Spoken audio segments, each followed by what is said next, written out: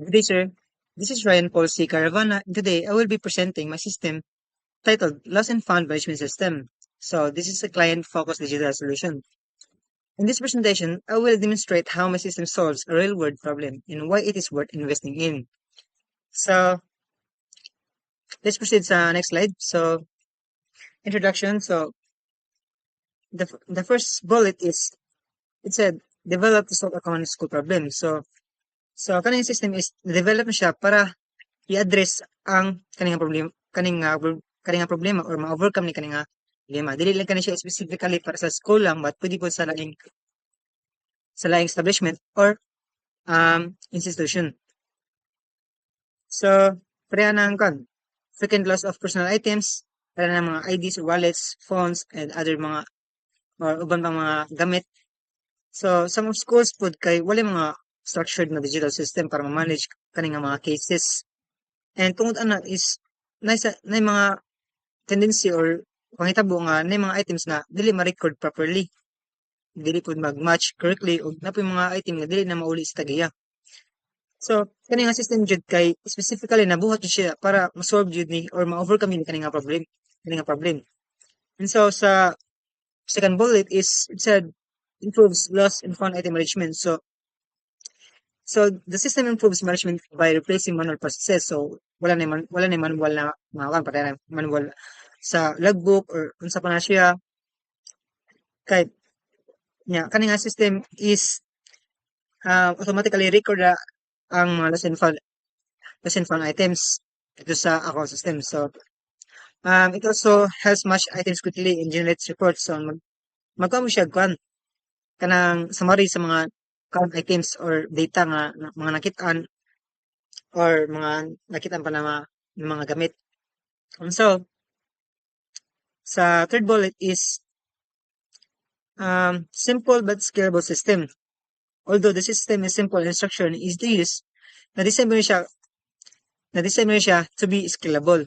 So what's scalable? So, this means it can be expanded in the future. So, for example, pwede niyo siya ma-upgraded into a web-based application, a mobile application, or integrated into a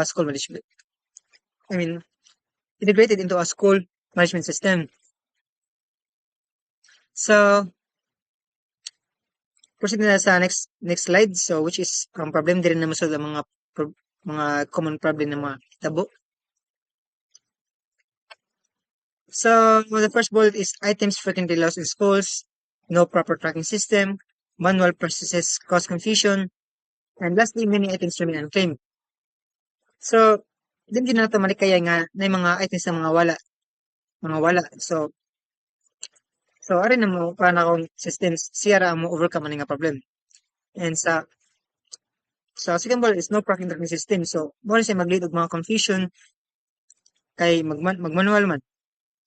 Mag-lead siya confusion sa tibok sa mga items. And sa third ko is manual processes cause confusion. So kaning manual processes kay mag-cause confusion, mga missing records, unmatched items, o mag-result mind up na mga item yung mga dili ma-claim.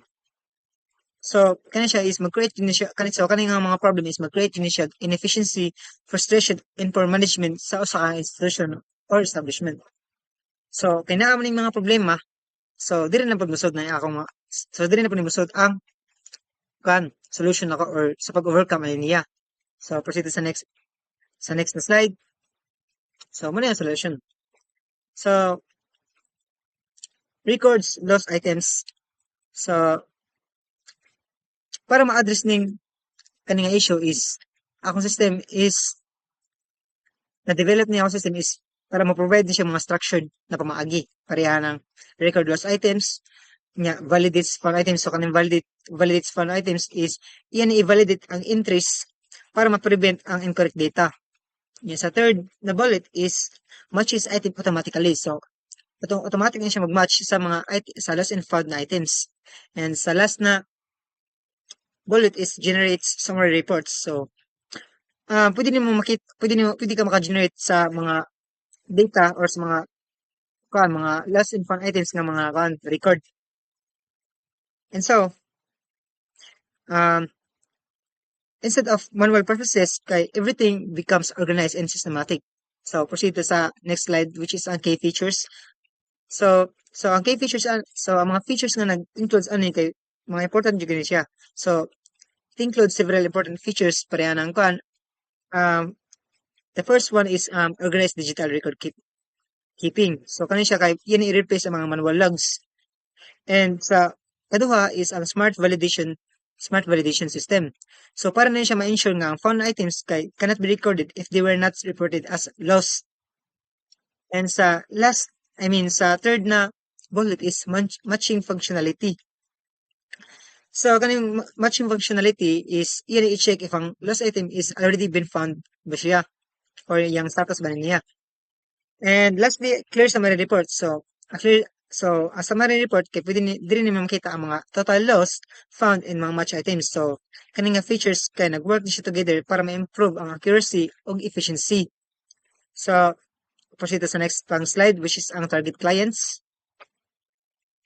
So, ang target clients ano yung system is mga schools and universities, offices and event organizers, libraries and other institutions. So, I mean, any organization that handles lost property can benefit from the system. So, dili lang kani siya specifically sa mga school graduates siya, but pwede po niya, applicable po niya siya sa lain pang mga environment. And proceed to sa next pang slide, which is available and benefits.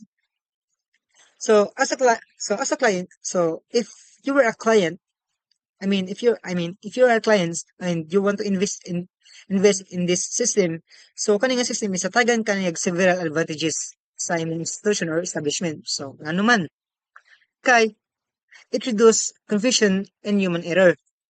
So, yan ni ikaw ng mga confusion sa usa ka institution pareha ng kan. Kumbaga, naka-organize o naka-structure na ang tanan-tanan. So, ang pag-claim na lang yun, ang pagkaroon smoothly lang dagan sa imong system. And so, it saves administrative time.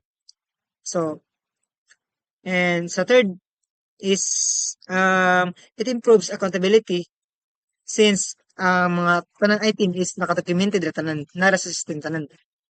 So, naging accountability yun. And so, it enhances institutional professionalism. So, because it shows that organization uses structured digital solution. So, in short, so kanang system ka nag-improve yun sa efficiency and build trust. And so kay nakuha na, kay na-discuss naman nako ang mga benefits sa client. So, usa ka pangutan na. Is it worth it to invest this system? Worth it man ni siya? Ngano? So, di na nato ni may bawaan. Worth it ba siya or di? So, why invest in this system? So, ngano man? Kay iya man i-solves ang real world problem, kumbaga. And kung siya cost effective and simple siya, dili lang siya complicated kayo, easy to access din siya. Nya, easy to maintain, and sa last pa na bullet is expandable to web or desktop. Ngano man, sa pasabot niya, meaning it can later be developed into a web or mobile application. So I can say that this is not just a school project, but it is a practical digital solution with a long-term potential. And so, proceed to sa last na slide is ang conclusion. So in conclusion, the loss and found management system can provide structure, accountability, and efficiency. So it transforms a common everyday problem into an organized and manageable process. So if ma-implement siya is kani nga system is significantly maka-improve yun sa usa ka institution to manage tan mga lost items. And so, mao to akong presentation. Thank you so much, sir.